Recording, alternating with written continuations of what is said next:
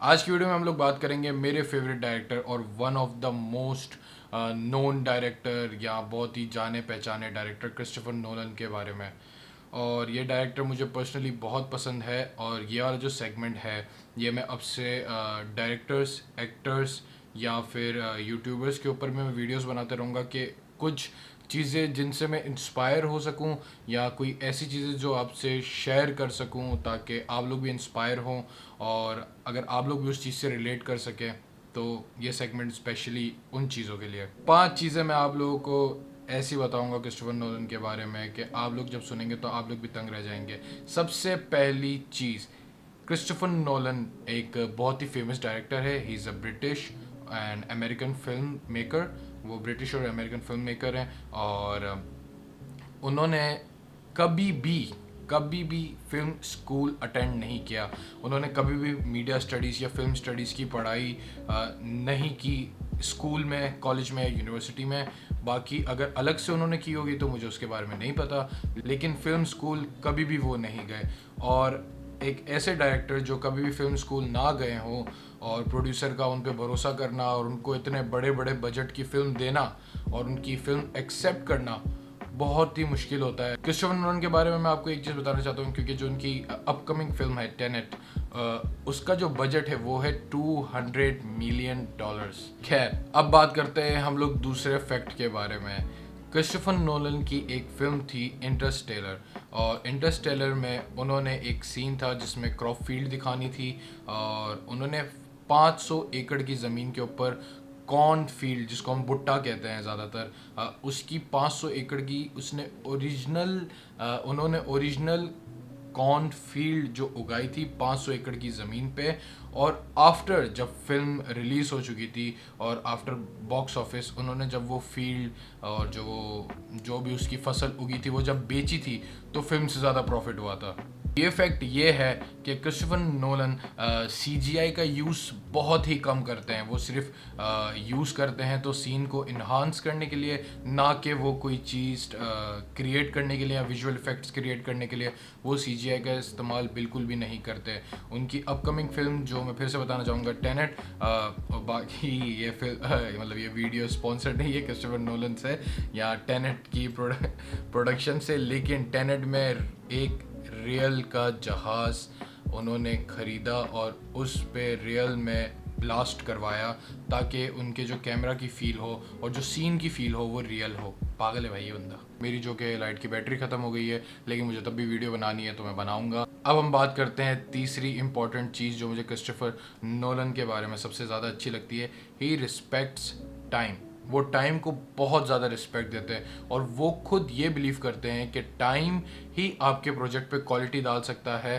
और आप पे डिपेंड करता है कि आप उस टाइम को कितना अच्छी तरीके से कंज्यूम करें, या फिर मतलब बंदे को अपनी स्किल्स पे काम करने के लिए कुछ वक्त चाहिए होता है, तो आप उसका वक्त ले सकते हैं। अगर आपको कोई प्रोजेक्ट बनाना है या आपको कोई बड़ी चीज़ करनी है और आपको खुद रियलाइज़ हो कि वो बहुत बड़ी चीज़ है, तो आप टाइम लेने में बिल्कुल भी ना कतराएं। आप आराम से अपना टाइम लें, लेकिन वो टाइम वर्थ इट हो उस काम के लिए। इसकी मैं मिसाल देना चाहूँगा इंसेप्शन जैसे कि आप लोगों ने ज़्यादातर मूवी देखी भी होगी या आप लोगों ने सुना भी होगा। ज़्यादातर एक्टर्स या फिर डायरेक्टर्स कहते हैं कि इंसेप्शन बहुत अच्छी फिल्म है उनकी, या अगर जिन्होंने फिल्म ना भी देखी हो तब भी वो ऐसे ही नाम ले लेते हैं कि इंसेप्शन मेरी फेवरेट फिल्म है। इंसेप्शन सिर्फ लिखने में क्रिस्टोफर नोलन को 10 साल लग गए थे। जी, 10 साल। शूटिंग 2 साल में हुई थी या 1.5 साल में हुई थी, लेकिन सिर्फ लिखने में क्रिस्टोफर नोलन को 10 साल लग गए थे। और मैं आपको इसकी ये मिसाल देना चाहूँगा, जो फिल्म है मेमेंटो। हाँ, वो फिल्म, वो जो उनके भाई हैं जोनाथन नोलन और क्रिस्टोफर नोलन, जब वो एलए की तरफ जा रहे थे तो रास्ते में ही उन्होंने ये फिल्म को डिस्कस किया था।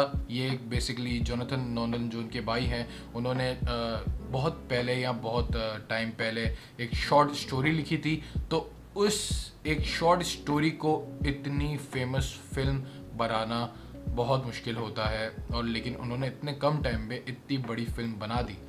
और आपको ये भी बताता चलूँ कि इस फिल्म से इंस्पायर होकर आमिर खान ने गजनी बनाई थी, और गजनी भी बहुत अच्छा बिजनेस कर चुकी थी और गजनी ने भी अच्छे खासे कमाए थे। चौथी चीज़ मैं आपको बताना चाहूँगा कि ये बहुत ही स्ट्रेंज है कि इतने बड़े डायरेक्टर का ना ही कोई ईमेल एड्रेस है, ना ही इनके पास कोई सेल फ़ोन, अगर सेल फ़ोन है भी तो इनके पास सेल नंबर नहीं है जिससे प्रोड्यूसर इनको अप्रोच कर सके या राइटर्स अपनी स्क्रिप्ट दे सके।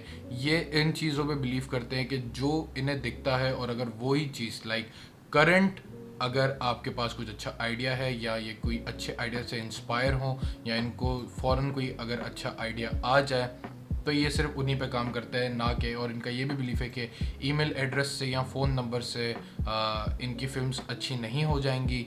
थोड़ा सा स्ट्रेंज सा कॉन्सेप्ट है, लेकिन ये इनके लिए काम करता है। तो जी, चौथी सबसे स्ट्रेंज बात ये है कि इनका कोई ईमेल एड्रेस या कोई मतलब ये सोशल मीडिया पे नहीं है ज़्यादातर, ठीक है, और मतलब ये सोशली कनेक्टेड नहीं है ज़्यादातर इस वर्ल्ड से, तभी ये बंदा बहुत ही आउट ऑफ वर्ल्ड फिल्म्स बनाता है। पांचवी बात मैं आपको बताता चलूँ कि इंटरस्टेलर की शूट के दौरान क्रिस्टोफर नोलन ने सिर्फ और सिर्फ पूरी शूट के दौरान सिर्फ 2 ही कॉस्ट्यूम्स पहने थे।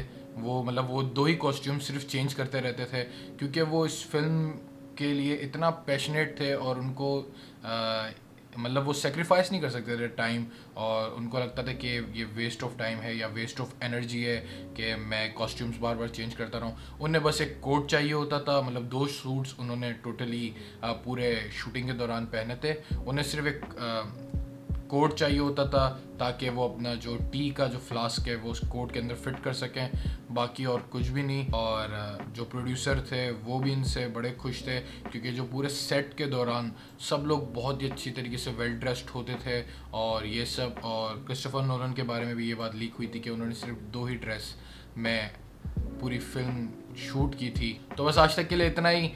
बाकी आप मुझे कमेंट में बता सकते हैं कि आप नेक्स्ट किस सेलिब्रिटी या किस फिल्म डायरेक्टर या किस फिल्म एक्टर या कोई यूट्यूबर के बारे में आप सुनना चाहें, तो मैं आपको नेक्स्ट वीडियो में उन्हीं के बारे में बताऊंगा। तो कमेंट लाजमी कीजिएगा अगर आपको कोई डायरेक्टर या फिल्म एक्टर के बारे में जानना है या फिल्म्स के बारे में ज़्यादातर जानना है। मैंने अभी तक अपनी वीडियोस में ये नहीं बताया कि चैनल बेसिकली है किस लिए। मुझे पर्सनली फ़िल्म मेकिंग का शौक़ है और स्टोरीज सुनने का शौक़ है या स्टोरीज़ बताने का शौक़ है, स्क्रिप्ट्स लिखने का शौक़ है, एक्टिंग का भी शौक़ है। Basically I am a film guy और मुझे फिल्म्स का बहुत ज़्यादा शौक़ है, तो इसीलिए मैं ज़्यादातर बात करता हूँ फिल्म्स के ऊपर या फिल्म्स के टॉपिक के ऊपर या स्टोरीज़ के ऊपर और फिल्म्स कैसे बनती है उसके ऊपर। तो आपको कोई भी प्रॉब्लम हो, अगर आपको कोई एडिटिंग सॉफ्टवेयर सीखना हो या आपको कोई करेक्टर या एक्टर के बारे में जानना हो या कोई मूवी रिव्यूज़ चाहिए हो या कोई स्टोरीज़ अच्छी सुननी हो या कोई बुक्स अच्छी रिकमेंडेशन चाहिए हो, तो आप ज़रूर मुझे कमेंट में बताइएगा। बाकी आज तक के लिए इतना ही। Thank you, peace and stay safe and stay blessed.